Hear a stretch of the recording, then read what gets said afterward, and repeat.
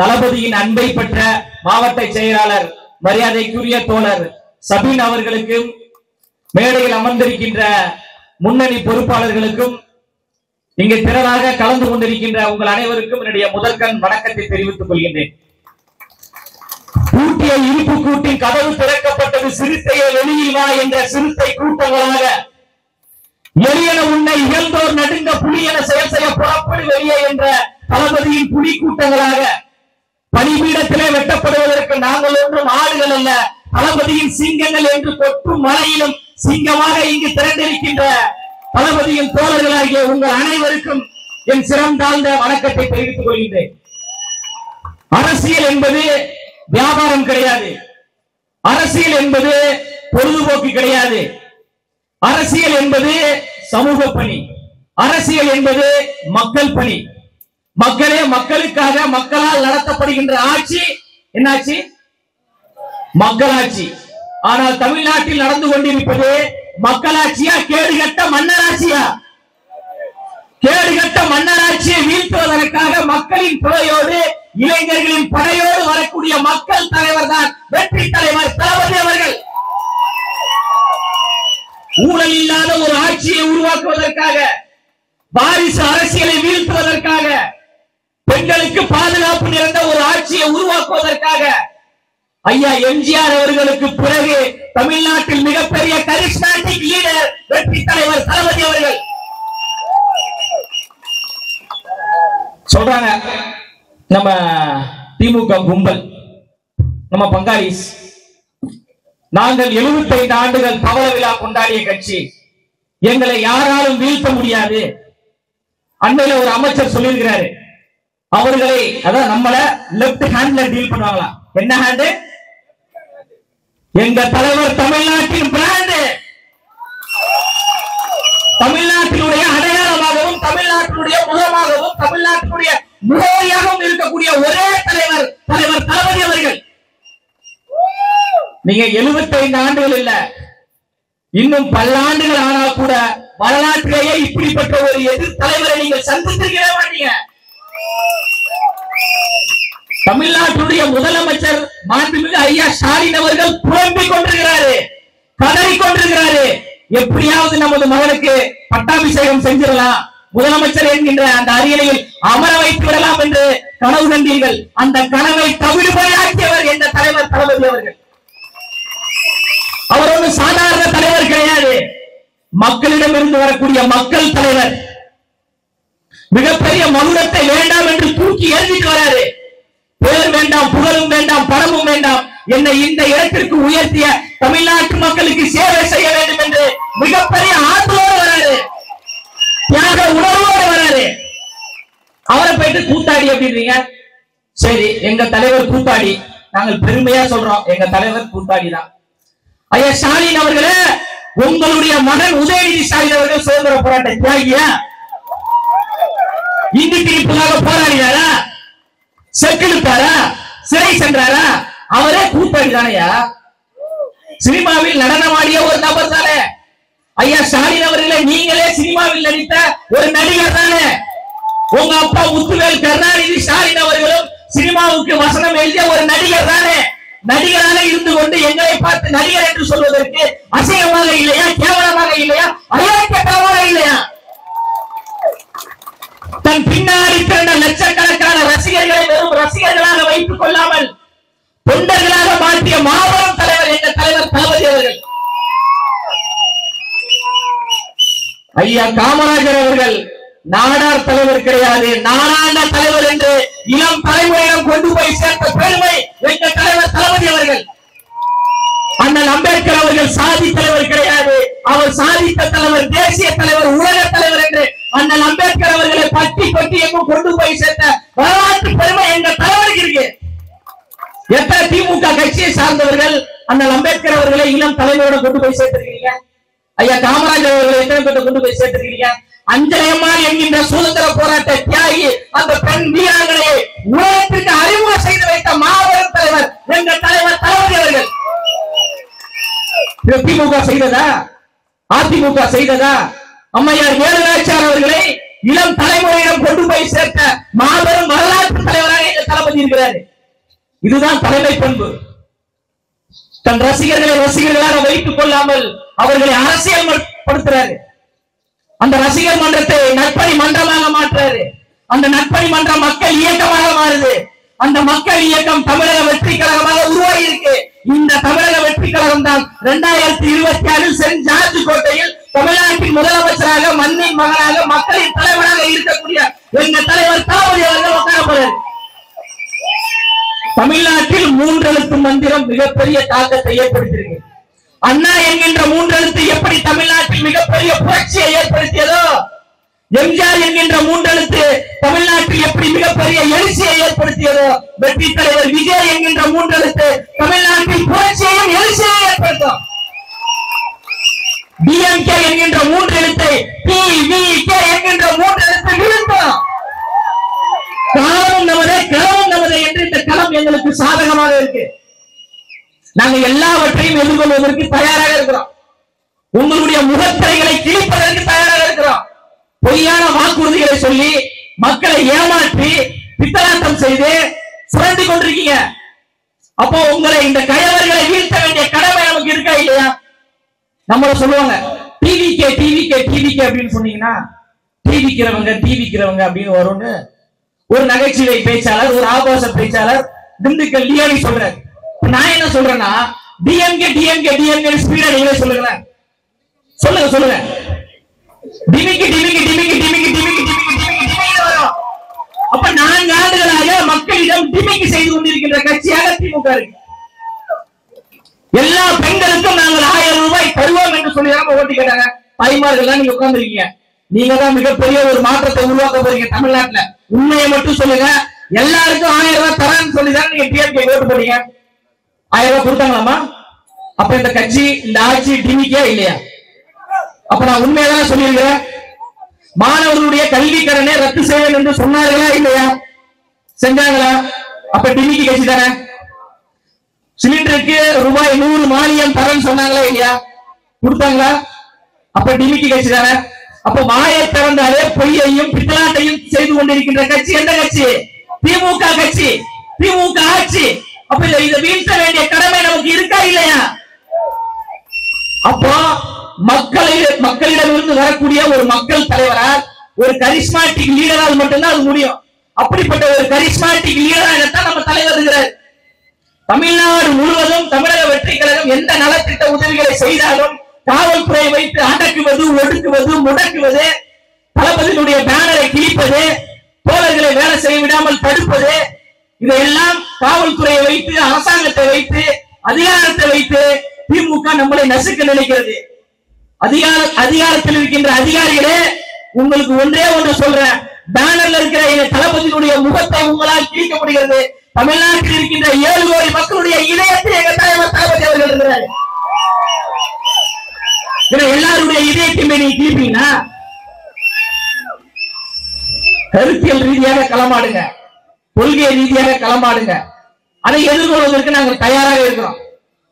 ஒரு எளிமையான முறையில் வாழ்க்கை நடத்தியவர், ஒரு சிறப்பான ஒரு மக்களாட்சியை கொடுத்தவர், உலக அரங்கத்திலேயே ஐயா காமராஜர் அவர்கள் என்றால் வியந்து பார்க்கக்கூடிய வகையில் ஆட்சியும் அதிகாரத்தையும் செய்த அந்த தலைவரை கொச்சைப்படுத்தி பேசிய திருச்சி சிவா என்கிற நபரின் மீது ஏன் நீங்க நடவடிக்கை எடுக்கல? அசிங்கமா இல்லையா? ஐயா அப்பா அவர்களே, அப்பா என்று சொல்வதற்கு மிகவும் பெருமையாக இருக்கிறது. உதயநிதி ஸ்டாலின் அவர்களே சேப்பாக்கத்தின் சேகவரா என்று போஸ்ட் அடிக்கிறீங்க. சேப்பாக்கத்தின் சேகவரா அவர்களே, உங்களுடைய கால்கள் ஏன் அஜித்குமாருடைய வீட்டிற்கு பயணிக்கவில்லை? 1000 நாட்களை கடந்து பரந்தூரிலே விவசாயிகள் போராடி கொண்டிருக்கிறாங்க. விளைநிலத்தை அழித்து விட்டு அந்த இடத்தில் விமான நிலையம் கூடாது என்று அமைதியான முறையில அறவழியில போராடி கொண்டிருக்கிறார்கள். சேப்பாக்கத்தின் சேகவர் அவர்களே, உங்களுடைய கால்கள் ஏன் பரந்தூர் விவசாயிகளை பார்ப்பதற்கு பயணிக்கவில்லை? வேங்கவைகளில் மழை தண்ணீரை குடித்த அந்த மக்களை பார்ப்பதற்கு திரு உதயநிதி ஸ்டாலின் அவர்களே, உங்களுடைய கால்கள் ஏன் பயணிக்கவில்லை? அப்ப தமிழ்நாட்டு மக்கள் என்றால் இழிச்சவாயர்கள், அவர்களை ஏமாற்றி விடலாம் என்று நினைக்கிறீங்களா? கிடையாது. வரலாற்று தலைவர் ஒருத்தர் வந்துட்டாப்ல, அவர் தான் உங்களை வனவாசத்தில் அமர வைக்கக்கூடிய வகையில் மிகப்பெரிய ஒரு மாற்றத்தை உருவாக்க போறாரு. ஐயா எம்ஜிஆர் அவர்கள் எப்படி 13 ஆண்டுகள் திமுகவை வனவாசத்தில் அமர வைத்தாரோ, அதன் பிறகு 2026 நம்ம தலைவர் தளபதி அவர்கள் நிச்சயமாக ஆட்சி மாற்றத்தை உருவாக்குவார். அதை எதிர்கொள்ள முடியாத இந்த திமுக கட்சியை சார்ந்தவர்கள் உடனே ஒரு முத்திரை, பிஜேபி பி டீம், ஆர்எஸ்எஸ் இயக்குது. ஆர்எஸ்எஸ் எல்லாம் எங்க தலைவரை இயக்கலங்க, ஹெச் வினோத் இயக்கி கொண்டிருக்கிறார் ஜனநாயகம் என்கின்ற ஒரு படத்தை. எங்க தலைவர் தளபதி அவர்களை தமிழ்நாட்டினுடைய தாய்மார்கள் இயக்கி கொண்டிருக்கிறாங்க.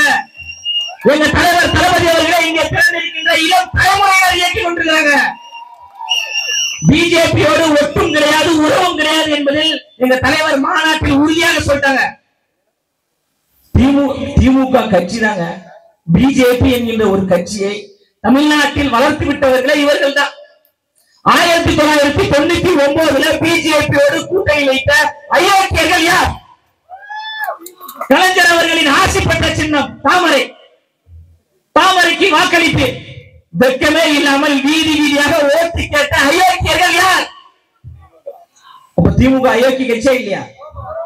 தமிழக வெற்றி கழகம் பிஜேபியோடு கூட்டணி வைத்ததா, இல்ல திமுக பிஜேபியோடு கூட்டணி வைத்ததா?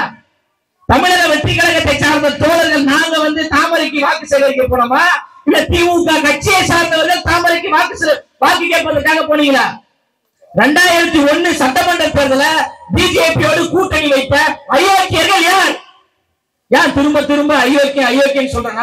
அயோக்கியர்களை அயோக்கியர்கள் என்றுதான் சொல்ல வேண்டும்.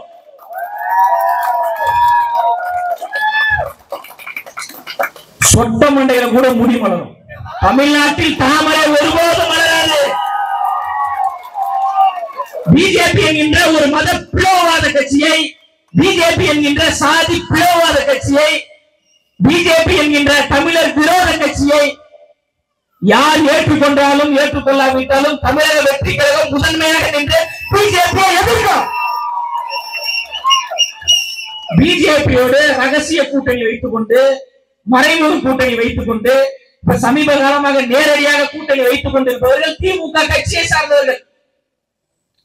முதலமைச்சருக்கான கூட்டம் நடக்குது, நிதி ஆயோக் கூட்டம்.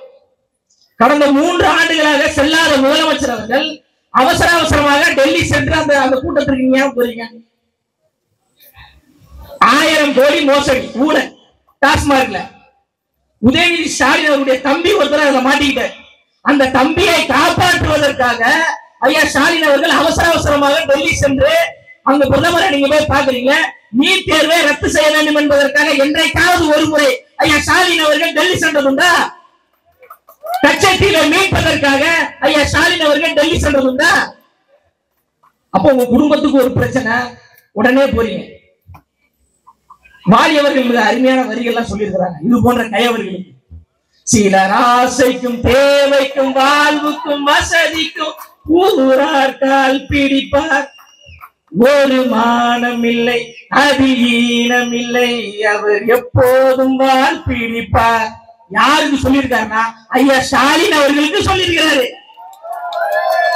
நீங்க தான் பிஜேபியோட வாழை பிடிக்கிறீங்க. நீங்க தான் ஏதாவது உங்க ரைடு நடந்துச்சுன்னா அடுத்த நாளே டெல்லிக்கு போய் சரணடைவீங்க. நாங்க கிடையாது. எங்க தலைவர் நெஞ்சுரத்தோடு சொல்றாரு, பிஜேபி என்ற கட்சியோடு ஒருபோதும் கூட்டணி கிடையாது, பிஜேபி கூட்டணியில் இருக்கின்ற எந்த கட்சியோடும் கூட்டணி கிடையாது என்று வெளிப்படையாக எங்க தலைவர் சொல்றார். திமுக சொல்ல முடியுமா? இந்த மேடையில சொல்றேன், இப்ப சொல்றேன், தலைவர் தளபதியின் தலைமையில் தான் கூட்டணி. எங்க தலைவர் தளபதி தான் முதலமைச்சர் வேட்பாளர். அதை ஏற்றுக்கொண்டு வருவதற்கு பல தோழர்கள் தயாராக இருக்கிறாங்க. திமுகவினுடைய கூட்டணியில் இருக்கின்ற கூட்டணி கட்சியை சார்ந்தவர்கள் தலைவர்களுடைய மனசுதான் திமுக பக்கம் இருக்கு. ஆனா அந்த கூட்டணி கட்சி தலைவருடைய தொண்டர்களுடைய மனசு ஃபுல்லா நம்ம தளபதி பத்தியே இருக்கு. கூட்டணி கட்சி தலைவருடைய தொண்டர்கள் எல்லாம் அந்த தலைவர்கிட்ட போய் சண்டை போடுறாங்க. ஐயா முட்டு கொடுத்தது போதும், திமுக இதுவரைக்கும் நம்ம வேலை செஞ்சது போதும், நம்மளை மதிக்க மாட்டேன்றாங்க, நம்மளுடைய கொடி ஏற்ற முடியல, நம்மளுடைய பேனர் வைக்க முடியல, போதும். திமுக ஒரு தப்பு பண்ணுச்சுன்னா நம்மளையும் சேர்த்துதான் திட்டாங்க. எவ்வளவு நாளைக்கு தான் அவர்களுடைய அவப்பேரை சேர்த்து நம்மளும் சுமப்பது? வேண்டாம். அங்க ஒரு தலைவர் நம்மளை கூப்பிடுறாரு, அங்க போவோம் என்று கூட்டணி கட்சியை சார்ந்த அந்த தலைவர்களுடைய தொண்டர்கள் தலைவர்களுக்கு அழுத்தம் கொடுத்து கொண்டிருக்கிறாங்க. அப்படி ஒரு மிகப்பெரிய ஒரு மாற்றத்தை தலைவர் தளபதி அவர்கள் உருவாக்கி இருக்கிறாரு. தேர்தலுக்கு இன்னும் 10 மாசம் இருக்கு. மதுரையில் நடைபெறுகின்ற அந்த மாநாட்டுக்கு பிறகு தமிழ்நாட்டினுடைய திசைவழி போக்கை மாற்றக்கூடிய மாபெரும் தலைவர் தளபதி அவர்கள். மாநாட்டுக்கு பிறகு மிகப்பெரிய சுற்றுப்பயணம். தமிழ்நாடு முழுவதும் 234 தொகுதிகளில் தலைவர் தளபதி அவர்கள் மக்களை சந்திக்க போறாரு. தொகுதியாக சந்திக்க போறாரு. அப்ப என்ன பண்ண போறாங்கன்னு தெரியல. இந்த திமுக கட்சியை சார்ந்தவங்க ஒரு வெளியில வரலன்றீங்க. வெளியில வந்தா எதுக்குப்பா வெளில வராரு? ஐயோ எங்களால சமாளிக்க முடியலன்னு சொல்றீங்க. 234 தொகுதியில அவர் வர போறாரு. அவர் சுற்றுப்பயணம் முடித்து மீண்டும் சென்னைக்கு போகும்போது அந்த புழுதி அடங்குவதற்கே 20 நாட்கள் ஆகும். அந்த அளவுக்கு மிகப்பெரிய மக்கள் செல்வாக்கு கொண்ட ஒரு நபர். இங்க மீட்டிங் வர்றதுக்கு ஒரு 3 நாளுக்கு முன்னாடி முடியெல்லாம் நிறைய இருந்துச்சு. சரி அப்படியே போனா நல்லா இருக்காங்க, சேவெல்லாம் பண்ணிட்டு முடியெல்லாம் வெட்டிட்டு வரலாம்னு சொல்லிட்டு ஒரு சலூன் கடைக்கு போறேன். அவர் பயங்கர திமுகவினுடைய ஆதரவாளர், பயங்கரமா திமுகவுக்கு வேலை செய்யக்கூடிய ஒரு நபர். நம்ம உள்ள போனோம்னே அதிர்ச்சி ஆயிட்டாப்ல. வாங்க நண்பா, நல்லா இருக்கீங்களா? நல்லா இருக்குங்க. இல்ல உங்ககிட்ட சொல்றதுக்கு வேற பயமா இருக்கு. ஏதாவது சொல்லிட்டேன்னா உடனே உங்க யூடியூப் சேனல்ல பேசுறீங்க, இல்ல ஏதாவது டிவியில பேசி விட்டுறீங்க, இல்ல ஒரு பொதுக்கூட்டத்துல பேசுறீங்க, ரொம்ப பயமா இருக்குங்க அப்படின்னா. இல்லங்க தைரியமா நீங்க சொல்லுங்க, நான் வெளியில சொல்ல மாட்டேங்க அப்படின்னு. நண்பர் இது கேட்டுட்டு இருப்பாப்ல. பேர் சொன்னாதானே தப்பு. அவர் சொல்றாரு, நான் திமுக கட்சியில இருக்கிறேன், திமுக கட்சியில உறுப்பினராக இருக்கிறேன். ஆனா 2026 தமிழக வெற்றி கழகத்தில் என் குடும்பத்துல 10 ஓட்டுக்கு 10 ஓட்டை நான் போடுவேன் சொல்றாரு. கருப்பு சிவப்பு கரைவேட்டி கட்டிய திமுக கட்சியை சார்ந்தவர்கள் பல பேர் திமுகவில் உறுப்பினராக இருப்பாங்க. ஆனா 2026 வாக்குச்சீட்டை எடுத்துக்கொண்டு தமிழக வெற்றி கழகத்துக்கு ஓட்டு போடுவதற்கு தயாராக இருக்கிறாங்க. 1977 ஐயா எம்ஜிஆர் அவர்களுக்கு நடந்தது. திமுக இருப்பாங்க, அதிமுக ஓட்டு போடுவாங்க. அதன் பிறகு 2026 திமுக இருப்பாங்க, தாவேக்காக்கு ஓட்டு போட போறாங்க. அதிமுக இருப்பாங்க, தாவேக்காக்கு ஓட்டு போடுவாங்க. பிஜேபி இருப்பாங்க, தாவேக்காக்கு ஓட்டு போடுவாங்க. காங்கிரஸ்ல இருப்பாங்க, தாவேக்காக்கு ஓட்டு போடுவாங்க. இதுதான் வரலாற்று புரட்சி, இதுதான் வரலாற்று எழுச்சி. அதை எங்க தலைவர் உருவாக்குறாரு. சமீப காலமா பாத்தீங்கன்னா திமுக கட்சியிலிருந்து விலகி திமுக கட்சியில் இணைகிறார்கள். அவன் ஏற்கனவே திமுக இருப்பான். வாங்க உங்களுக்கு நலத்திட்ட உதவி பண்றோம், வாங்க மகளிர் சுய உதவி கடன் தரோம் அப்படின்னு சொல்லிட்டு கூட்டு போயிரு. அவன் போன உடனே திமுக துண்டு எடுத்து போட்டு இவர்கள் திமுகவில் இணைந்தார்கள், தாவே கிடந்து வெளில வந்தாங்க. அது யாருன்னு பார்த்தா அவன் ஏற்கனவே திமுக இருக்கிறாங்க. அயோக்கியத்தனமா இல்ல, கேவலமா இல்ல, இப்படி ஒரு மோசடி செய்வதற்கு அயோக்கியமாக இல்லையா? இப்ப சொல்றாங்க ஓரணியில் தமிழ்நாடு, விஜய் அணியில் தமிழ்நாடு. எந்த ஓரணியும் தமிழ்நாடு கிடையாது. எங்க தலைவர் தளபதி அணியில் ஒட்டுமொத்த தமிழ்நாடு இருக்கு. எவ்வளவு நெருக்கடி. இப்ப மாவட்ட செயலாளர்கள் எவ்வளவு நெருக்கடியை சந்திக்கிறார் தெரியுமா? இப்ப திமுகவுடைய மாவட்ட செயலாளர்கள் நீங்க பாத்தீங்கன்னா மிட்டா மிராசுகள் பண்ணையாளர்களா இருப்பாங்க. நம்ம மாவட்டத்தில் சபீர் எடுத்துக்கோங்க, பக்கத்துல கிருஷ்ணகுமார் அவர்கள் எடுத்துக்கோங்க. பாமரர்கள் எல்லாம் மாவட்ட செயலாளராக இருக்கிறாங்க. கட்சியுடைய கொள்கை பொறுப்பு இணை செயலாளர் கேத்ரினா பாண்டியன் அவர்கள் ஒரு சாமானிய குடும்பத்தை சார்ந்தவர். 2026 தேர்தல் என்பது பண்ணையாருக்கும் பாமரர்களுக்கும் இடையே நடக்கின்ற போர். அந்த போரில் பண்ணையார்கள் தோற்றுவிட்டார்கள், சர்வதிகாரிகள் தோற்றுவிட்டார்கள், மன்னராட்சி அணுகுமுறை கொண்டவர்கள் தோற்றுவிட்டார்கள். மக்கள் சிந்தனை கொண்ட பாமர மக்கள் வெற்றி தலைவர் தளபதியின் விஜய் அணி வெற்றி பெற்றது என்கின்ற வரலாற்றை நாம் தான் எழுதணும். அப்பா முதலமைச்சரா இருப்பாரு, அடுத்து பையன் முதலமைச்சரா இருப்பாரு, அடுத்து அவங்க பையன் துணை முதலமைச்சரா இருப்பாரு. கேவலம் இன்ப நிதி பாசறைன்றாங்க. வீட்டுல எப்படிதான் சோறு போடுறாங்க சத்தியமா தெரியல. இந்த வீடியோவை பார்க்கக்கூடிய தாய்மார்களே, அந்த இன்ப நிதி பாசறைன்னு உருவாக்குனாங்கல்ல, அவருடைய மனைவியில எல்லாம் நீங்க இந்த பேசுற வீடியோ பார்க்கக்கூடிய வாய்ப்பு கிடைச்சுச்சுன்னா வரலாற்றுல ஒரு நல்ல உதவி ஏதாவது பண்ணுங்க. மறைமுகமா சொல்றேன், காலம் காலமாக கொத்தடிமையாக அடிமையாக இருப்பதற்கு அவமானகரமா இல்லையா, கேவலமாக இல்லையா? அதான் நம்ம கூடாதுன்னு சொல்றோம். அப்பா மந்திரியா இருப்பார், பையன் மாவட்ட செயலாளராக இருப்பார்.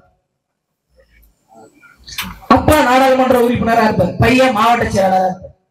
இதுதான மன்னராட்சி, இதுதான வாரிசு அரசியல்.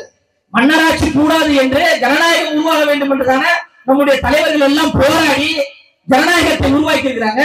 அப்ப மீண்டும் நீங்கள் மன்னராட்சியையும் சர்வதிகாரத்தையும் கொண்டு போனீர்கள் என்றால் அதை வீழ்த்த வேண்டிய கடமை நமக்கு இருக்கா இல்லையா? எங்கு பார்த்தாலும் சட்டம் ஒழுங்கு சந்தி சிரித்து கொண்டிருக்கு. திருவள்ளூர்ல ஒரு 10 வயதை சார்ந்த ஒரு சிறுமியை கடத்தி கொண்டு வன்கொடுமை செய்து கற்பழிப்பு செய்து இன்னும் 10 நாள் ஆகுதுங்க. அந்த குற்றவாளி யாருன்னே தெரியல. அந்த குற்றவாளி இன்னும் கைதே செய்யல. தமிழ்நாட்டுடைய உள்துறை அமைச்சராக இருப்பவர் யார்?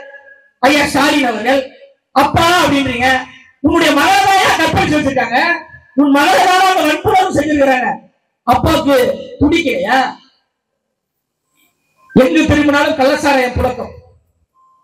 கன்னியாகுமரி மாவட்டத்தில் வேலை இல்லாத திண்டாட்டம்.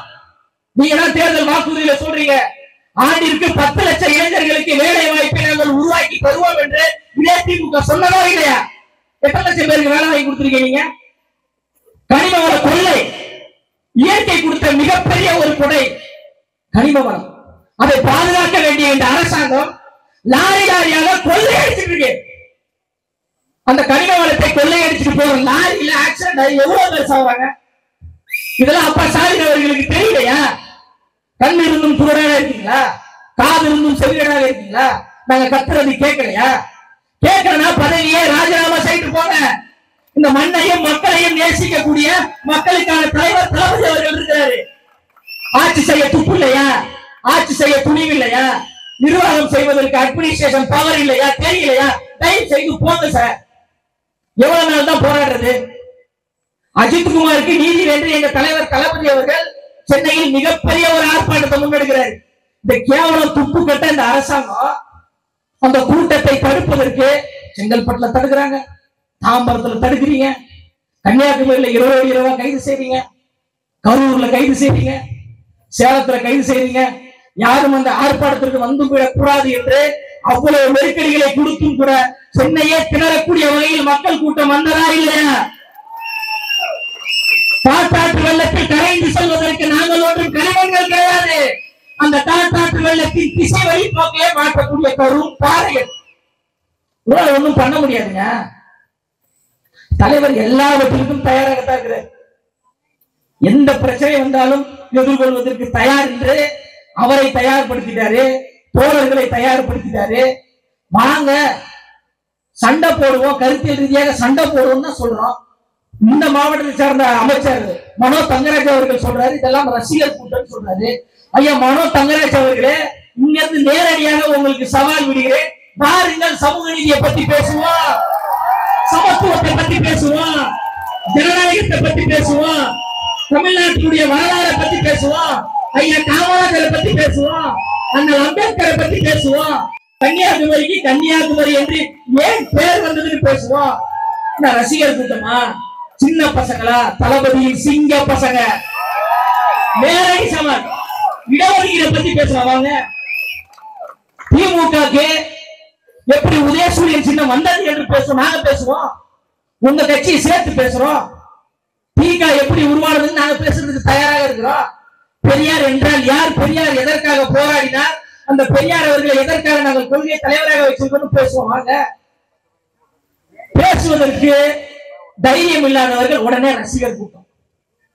இந்த ரசிகர் கூட்டம் தானே உங்களை வீட்டுல உட்கார வைக்க போது. இந்த சின்ன பசங்க தானே 2026 ஒரு கண்ணுல வரல விட்டு நாட்ட போறோம். வீதி வீதியாக மக்கள் எங்களுக்கு அமோக ஆதரவு. திமுக ஓரணியில் தமிழ்நாடு இப்ப மக்களை சந்திப்பதற்காக போறாங்க. வராங்க அப்படின்னு கதவெல்லாம் பூட்டிக்கிறாங்க மக்கள். மக்களுக்கு உங்களுக்கு கடந்த கால வரலாறுலாம் தெரிஞ்சிருக்கு. நம்ம கட்சியை சார்ந்தவர்களும் போறாங்க. மக்களின் குறை தீர்க்கும், குறை கேட்கும் நிகழ்வு கொண்டு போறாங்க. தமிழக வெற்றிகளை கொண்டு வந்திருக்கீங்க, வாங்க உட்காருங்க, காபி சாப்பிடுங்க, டீ சாப்பிடுங்க, சாப்பாடு சாப்பிடுங்க என்று இன்முகத்தோடு தாய்மார்கள் குடும்பங்கள் எல்லாம் வரவேற்கிறாங்க. ஓரணியில் தமிழ்நாடு என்று திமுக போனா திறந்திருந்த கதவை இழுத்து மூடுறாங்க. தெரியுது, வரவெல்லாம் திருட்டு பையன், ஆட்டையை போட்டுருவான்.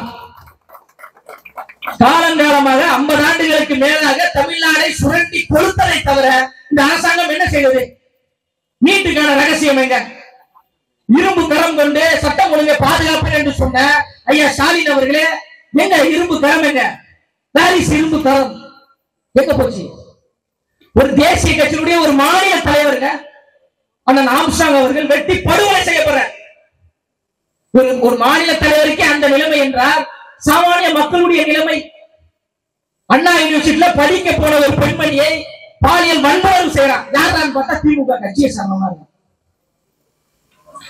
பாதுகாப்பு பணியில் இருந்த காவல்துறை பெண் காவலர்கள் மீது அத்துமீறிய செயலில் ஈடுபடுறான். யாரான்னு பார்த்தா திமுக கட்சியை சார்ந்தவங்க. தடை செய்யப்பட்ட போதைப் பொருட்கள் எல்லாம் தமிழ்நாடு முழுவதும் விற்பனை செய்யறான். யாரான்னு பார்த்தா அவனும் திமுக கட்சியை சார்ந்தவங்க. அப்போ தமிழ்நாட்டில் சட்ட ஒழுங்கு பிரச்சனை ஏற்படுத்துவதற்கு, தமிழ்நாட்டில் பெண்களுக்கு பாதுகாப்பு இல்லாத ஒரு சூழலை உருவாவதற்கு, தமிழ்நாட்டில் எங்கு திரும்பினாலும் கள்ளச்சாராயம் போதை புழக்கம் உருவாவதற்கு யார் காரணம் பார்த்தா திமுக கட்சியை சார்ந்தவர்கள் தான். அப்ப தமிழ்நாடு அமைதி பூங்காவாக இருக்க வேண்டும் என்றால் திமுகவை வீட்டிற்கு அனுப்பினால் தமிழ்நாடு அமைதி பூங்காவாக மாறிடும். சமூக விரோதிகளின் கூடாரமாக திமுக இருக்கு. நான் இட்டுக்கட்டிலாம் பேசுறேன், நான் பொய்யெல்லாம் பேசுறேன், உண்மையாதான் சொல்றேன். உங்க கட்சியை சார்ந்தவர்கள் எல்லா குற்றத்திலும் ஈடுபடுகிறார்கள் என்பது அதிகாரப்பூர்வமாக நிரூபிக்கப்பட்டதை நான் சொல்றேன். அது ஐயா அப்பா ஸ்டாலின் அவர்கள் என்றைக்காவது தடுத்ததுண்டா?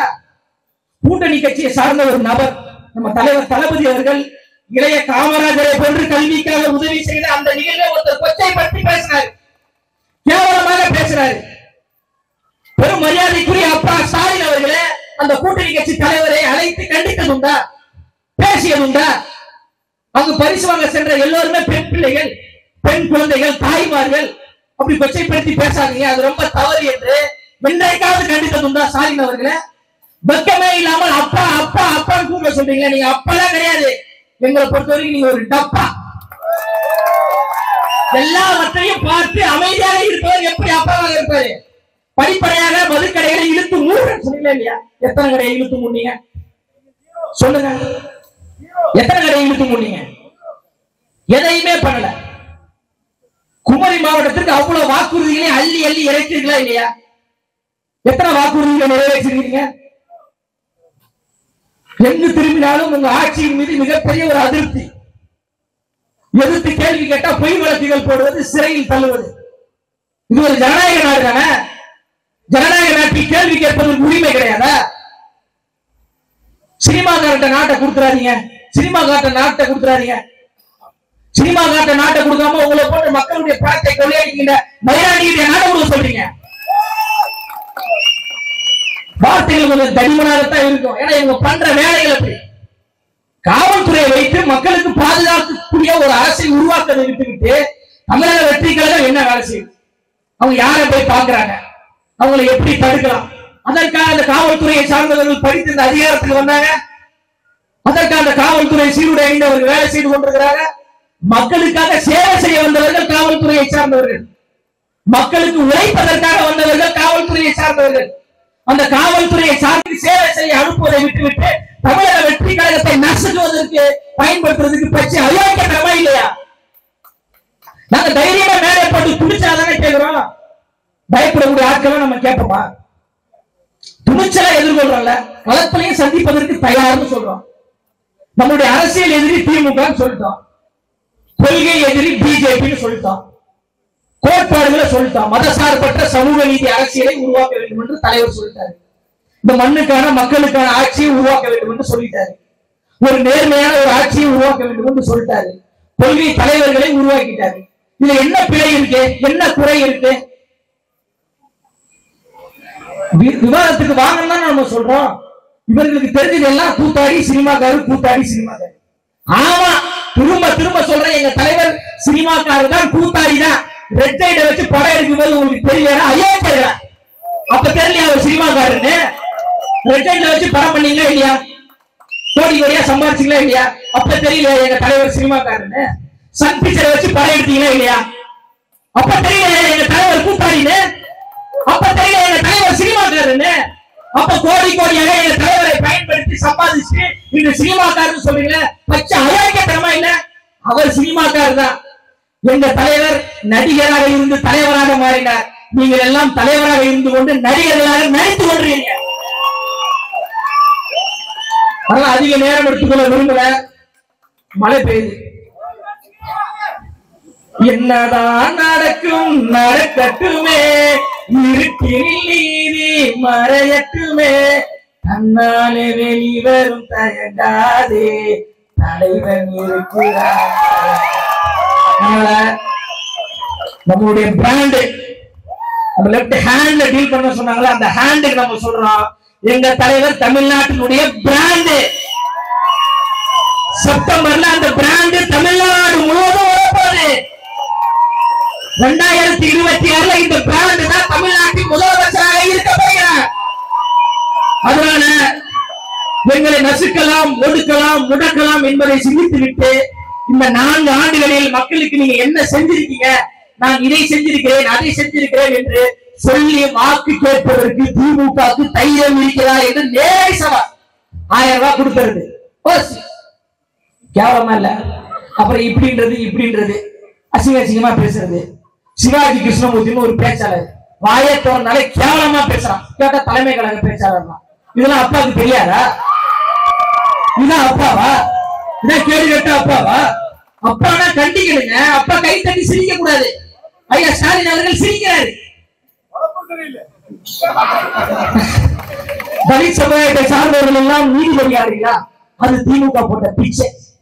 ஏன்னா பெண்கள் எல்லாம் பலபலன் இருக்கிறீங்க. ஓ, நாங்க கொடுத்த 1000 ரூபாய் தான் சாரல் வழி போட்டு வாரீங்களா என்று திட்டங்களை கொச்சைப்படுத்தி பேசக்கூடிய இந்த அயோக்கியர்களை வீட்டுக்கு அனுப்பணுமா கூடாதா? இந்த விளவங்கோடு சட்டமன்ற தொகுதியில் தலைவர் தளபதி அவர்களும் பொதுச் செயலாளர் அவர்களும் யாரை கை நீட்டி வேட்பாளர்கள் என்று அறிவிக்கிறார்களோ அந்த வேட்பாளரை பெருவாரியான வாக்கு வித்தியாசத்தில் வெற்றி பெற வைத்து தமிழ்நாட்டினுடைய இந்த கன்னியாகுமரி மாவட்டத்தில் இருக்கின்ற விளவங்கோடு தொகுதியிலிருந்து திமுகவினுடைய வரலாறு வீழ்த்தப்படணும். அவருக்கான வீழ்ச்சியை எழுதக்கூடிய முடிவுரையாக இந்த தொகுதி இருக்க வேண்டும் என்று கூறி உங்களுக்கு உண்மையும் நேர்மையுமாக உழைப்பதற்கு உங்கள் மாவட்ட செயலாளர் இருக்கிறார். யாரை வேட்பாளர்களாக அறிவிக்கிறார்களோ அந்த வேட்பாளர்களை வெற்றி பெற வைக்க நாம் எல்லோரும் உறுதுணையாக உழைப்போம் என்று கூறி வாய்ப்பளித்த உங்கள் நல்ல அனைவருக்கும் நன்றி கூறி நிறைவு செய்கிறேன். நன்றி, வணக்கம்.